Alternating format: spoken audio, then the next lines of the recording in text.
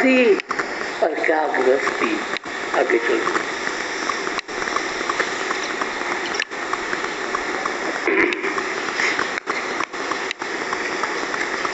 संत कहा गृहस्थ कहा त्यागी, जेहि देखूं तेहि बाहर भीतर घट घट माया लागी।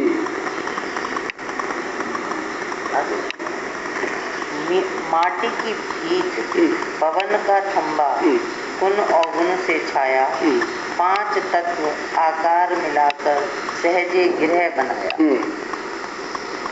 अब काया के बारे में कहते हैं, गृहस्थी के काया में जो कुछ भी है काया बनाने के लिए, वही तो उसकी काया में भी है। सन्यासी क्या वीर रज से नहीं बना? गृहस्थियों के अंदर काया का कीचड़ टिकाने के लिए हड्डियां रखी है, जैसे बल्लियां डालते हैं। क्या सन्यासी में तो कोई चांदी की हड्डियां तो नहीं है? अगर सन्यासी बड़ा ऊंचा है तो चांदी की हड्डियां इसमें रखेंगे और बाकी के लोगों के अंदर दूसरी हड्डियां रखेंगे। सन्यासी के अंदर भी उसी प्रकार का मांस है,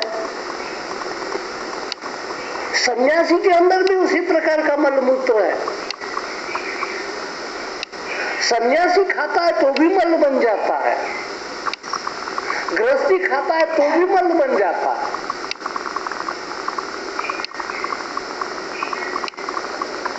वो भी वैसे मलमूत्र करता है, उसको वैसे ही आधी व्याधि लगती है। कभी न कभी कुछ न कुछ उसकी काया को हो ही जाता है। ये सब बाहरी दृष्टि से सब एक रूप होते हुए भी सन्यासी की अंतर दशा कुछ और।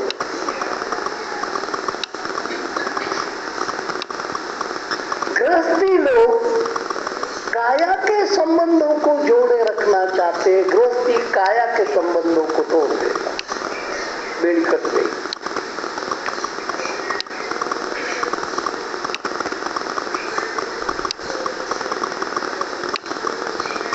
अब काया के संबंध गृहस्थियों के कैसे? ये मेरा भांजा है, यानी मेरा आया, ये मेरा भांजा है, ये मेरी भाभी है, ये मेरा जवाई है, ये मेरा पुत्र है, ये मेरी बहू है, ये मेरा पोता है, ये मेरा दोता है। अब ये मेरे का गोंद जो है, इसके साथ उसका दोता चिपका हुआ, उसकी दोती चिपकी हुई, इसकी बहू चिपकी हुई, उसका बेटा चिपका हुआ। ये मेरापन एक बहुत बड़ा खतरनाक गोंद है। और इस मेरेपन के गोंद के साथ ये बेटा बेटी ये तो चिपकते ही है, गुरु भी चिपकता है, ये मेरा गुरु है। इस गोंद से कैसे मुक्त होगा? गुरु भी कहता है ये मेरा शिष्य है। अब ये मेरा ही तो गोंद है जो ईश्वर की तरफ जाने नहीं देता, ये मेरा ही तो गोंद है जो चिपका देता है तेरे पैरों को कि यात्रा ही बंद कर देता है। और इतना खतरनाक गोंद है, इतना सख्त गोंद है कि मेरा पैर ही नहीं उठ पाता कि उससे मैं अलिप्त हो जाऊं, अलग हो जाऊं और अपनी यात्रा शुरू कर दूं। तो कभी कहता है क्या गृहस्थी क्या सन्यासी, मेरा ग्रंथ।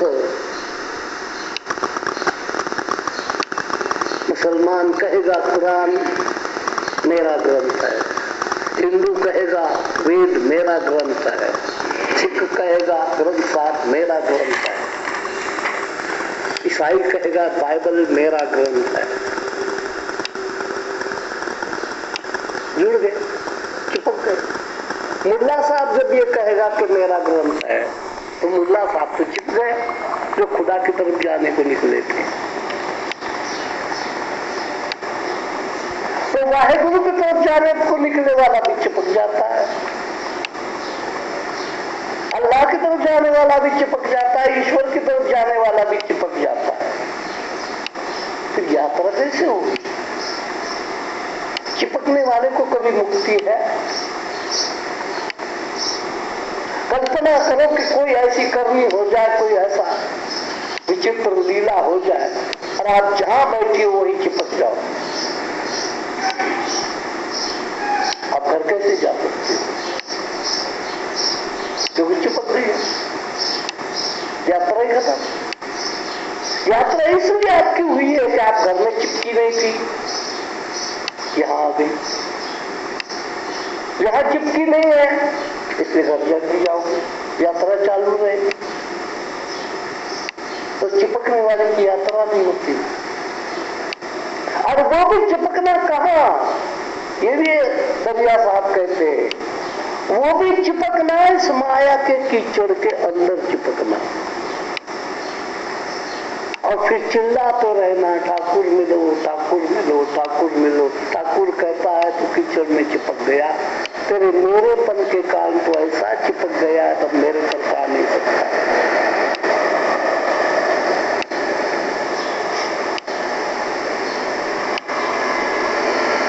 और यही सारा का सारा पुराणों में, इतिहासों में भी है।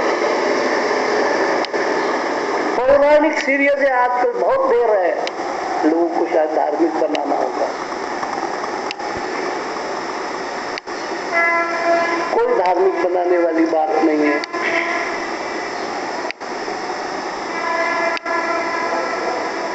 इश्तिहार वैसे लोग नहीं देखेंगे, साबुन के इश्तिहार, शैम्पू के इश्तिहार, फलाने के इश्तिहार, अगर कोई कार्यक्रम बताएंगे 7:30 से 8:30 बजे तक इश्तिहार आएंगे, तो आपको टेलीविजन ही नहीं चलाएगा। लेकिन ओम नमः शिवाय आएगा। अब कितनी चालाकी है माया की कि ओम नमः शिवाय का 3/4 टाइम इश्तिहार में जाता है, 1/4 काम ओम नमः शिवाय में आता। Biscuit company, Coca Cola, Amul shrikhand, क्या चालाकी है व्यापारियों की। परमात्मा के साथ भी ठग लेते, भगवान जिनको मानते हैं उसको ये ठगते हैं माया के पुजारी। उनको कोई ओम नमः शिवाय की पड़ी नहीं है, उनको कहो सिर्फ ओम नमः शिवाय बताओ, हम उसके लिए देखते हैं। ओम नमः शिवाय सिर्फ बताओ, इश्तिहार सारे निकाल दो, नहीं निकालेंगे, क्योंकि शंकर को बेच करके ही आमदनी हो जाती है। क्यों न बेचे? अब इस माया की लीला को आप जानते हो? नहीं, इसलिए ये आप नहीं जानते। माया ठगनी मैं जानती, और उसमें क्या देखते हो? जो सब आप में है वही उसमें है।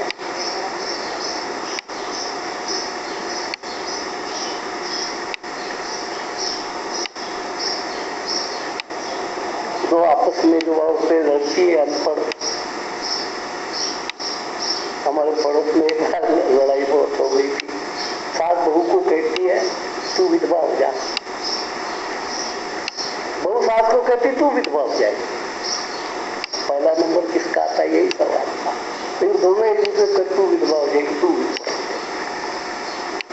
और वही वहां जो राजा है वो श्राप देता है चंद्रमा को कि तेरा सत्यानाश हो जाए और तू तेरे को क्षय लग जाए। अब संसार की मनोवृत्ति और देवता की मनोवृत्ति में क्या फर्क देखा आपने? वो उसको श्राप दे रहा है, वो उसको श्राप दे रहा है, वो उसको श्राप दे रहा है।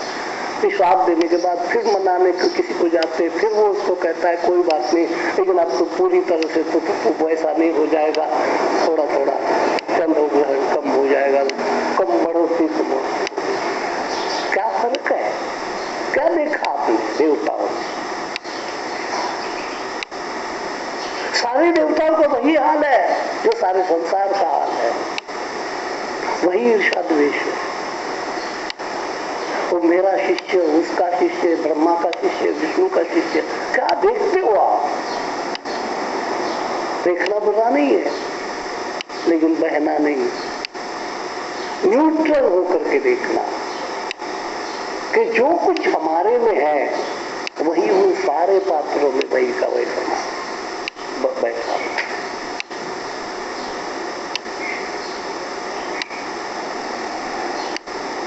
वो पुराने जमाने के आदमी है, आप नए जमाने के आदमी। आप किसी कमेटी में हो, किसी में हो, आप में भी वही भाव उठते हैं कि प्रेसिडेंट बनने का तो मेरा चांस था। क्या लड़ रहे राजनीतिक वाले लोग? वैसे जैसे देवता लड़ रहे थे वैसे ही लड़ रहे थे।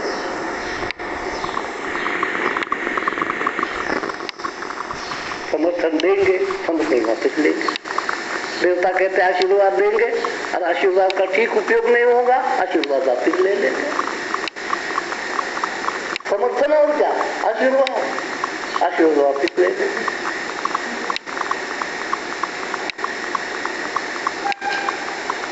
अब मेरे पास कोई आए, कहते हमारा बेटा है, जन्मा है, आप जरा इसको आशीर्वाद। तो मैं कहूँगा देखो आशीर्वाद तो देता हूँ, लेकिन अगर उसने शराब पी ना बड़ा होने के बाद तो अपना आशीर्वाद वापस ले दो।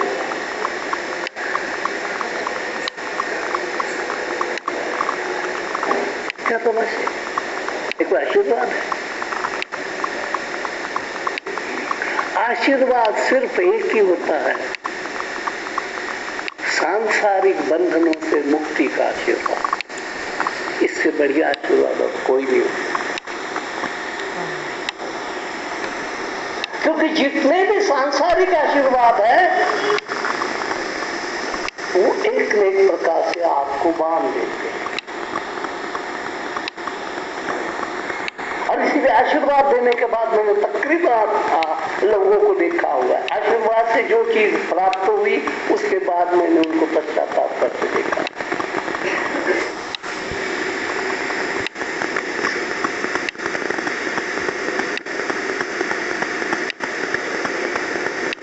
आशीर्वाद भी बेकार बन गया है,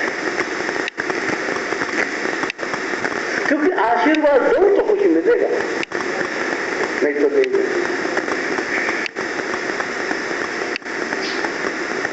उसका ध्यान भी इसी पर होता है और वो सामने वाली चीज देख करके उसी प्रकार का आशीर्वाद देखता है। एक रुपया होगा तो आशीर्वाद बड़ा होगा, सिर्फ 1 रुपया रखा होगा तो आशीर्वाद छोटा होगा उसका।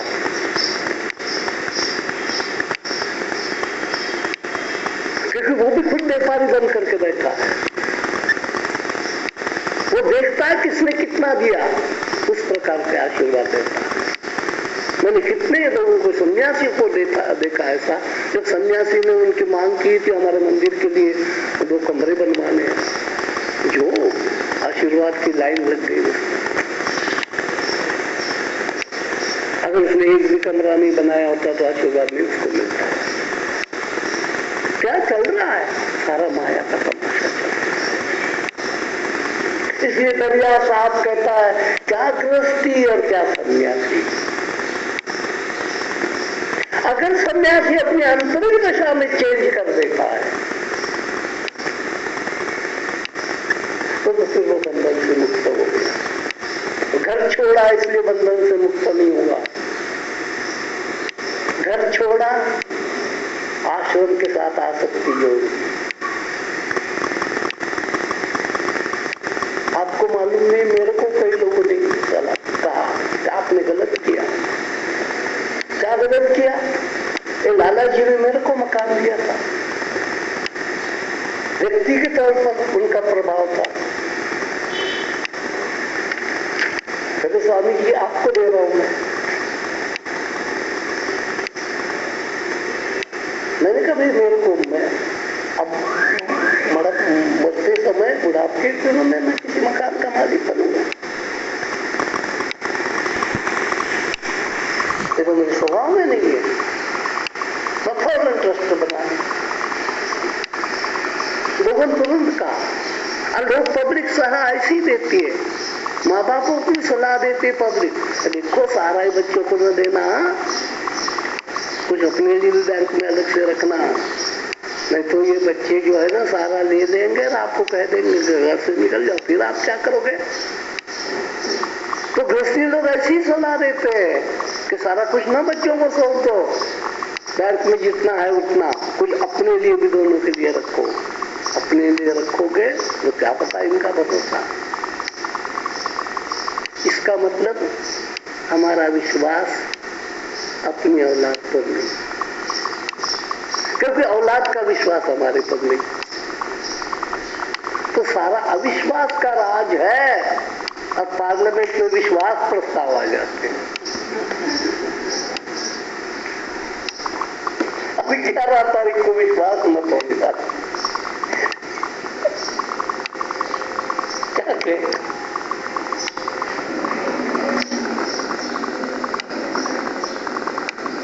सबसे बड़ी मूर्खता है कि नाशवान संसार पर विश्वास रखना सबसे बड़ी मूर्खता है। चाहे वो पार्लियामेंट हो, चाहे वो मिनिस्टर हो, चाहे घरवाली की घरवाली हो, घरवाली का घरवाला हो। जब कबूल कर लिया हमने कि सारा संसार नाशवान है, तो उनका विश्वास भी नाशवान होगा। क्या विश्वास रखते? बस यहाँ सन्यासी को बोध हो जाता है कि किस पर विश्वास रखे जब सब है अविश्वसनीय, क्षण भंगुर है। क्षण भंगुर का विश्वास रखने वाला तो मूर्ख ही हो सकता है। चाहे वो सत्ता हो, चाहे संपत्ति हो, चाहे रिश्तेदारी हो, क्षण भंगुर है। सगे भाई पक्के वैरी होते हुए मैंने देखे। कितनी मिसालें आपके सामने भी होंगी। अब ये विश्वास इसका क्या होता है? ये जो संसार की लीला सारी वो देखता है, फिर उसको लगता है कि इसका मतलब विश्वास करने लायक कोई कहीं चीज है, उसकी खोज में निकलता है। अब उसी खोज में परमात्मा तक पहुंच जाता है। तो विश्वास रखने लायक एक तुम हो, बाकी कोई नहीं।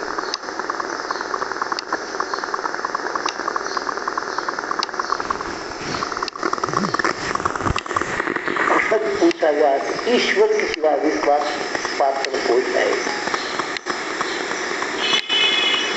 लेकिन लोग देवी देवताओं पर विश्वास रखते हैं।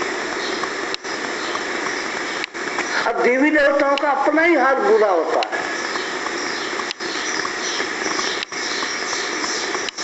अब कितना झगड़ा पड़ गया है रोहिणी के घर में।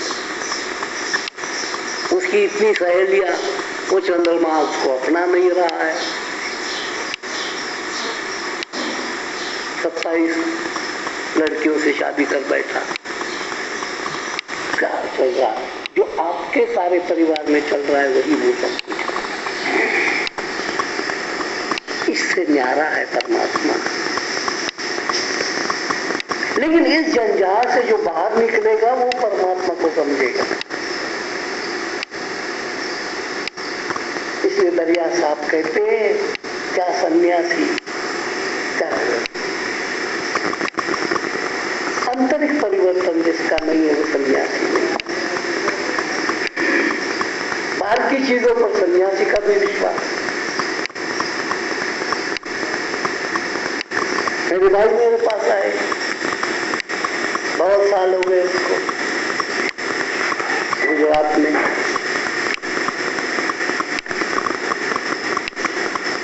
कहने लग गए आपको स्वराज तो मिल गया, स्वराज के लिए आप घर छोड़ के गए थे, घर से निकल गए थे, स्वराज मिल गया,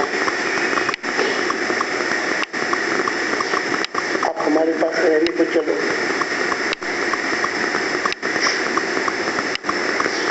क्योंकि आपने कमाई तो कुछ की नहीं, संपत्ति की दृष्टि से कुछ नहीं है आपके पास।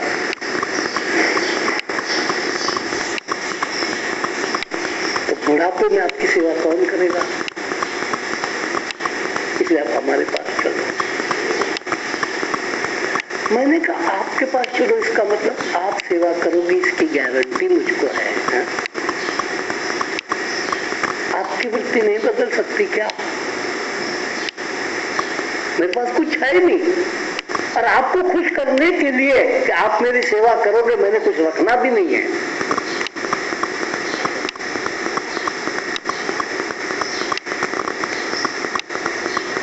मेरे को मालूम है, मैं अगर सरकार को कहूँ तो पेंशन मिलेगी, फलाना मिलेगा, फलाना मिलेगा, रेलवे के पास मिलेंगे, सब कुछ मिलेगा, मेरी सुविधा हो जाएगी। तो मैं सरकार पर भी विश्वास नहीं रखता, क्योंकि जब तक इधर उधर विश्वास विश्वास विश्वास है तब। आज चंदन ने भजन गाया कबीर का, उसमें पता है कि पतिव्रता केवल अपने पति पर ही विश्वास है।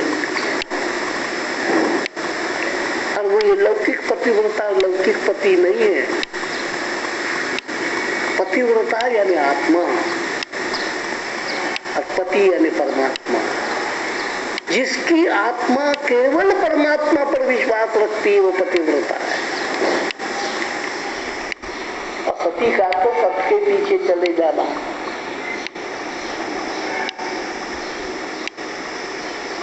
सत्य यानी प्राण, प्राण के पीछे मैं अपने प्राण चलाऊंगी, ये सती का मतलब है। काया जलाने वाली बात नहीं है इसमें। मेरे पति सत्य थे तो मैं भी उनके लिए सत्य का ही आचरण करूंगी, ये पतिव्रता का नहीं करता है।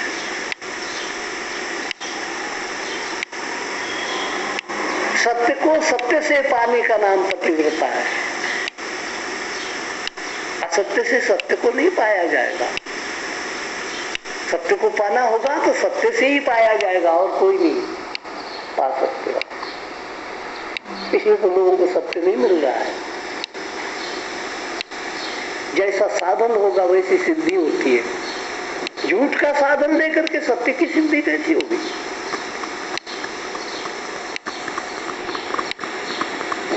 आप अमर होना चाहते हो तो अमृत पीना पड़ेगा सत्य का, और मरना चाहते हो तो झूठ का जहर खाते जाओ, मरते जाओ, बार बार मरो, बार बार जन्मो, बार बार मरो। इसलिए जो ऐसे गहरे होते हैं, महापुरुष संत होते हैं, दुनिया को मालूम भी नहीं होता, कभी आपने सुना भी नहीं होगा दरिया साहब, उनको पड़ी नहीं होती दुनिया, जाने नहीं जाने अपनी आगे।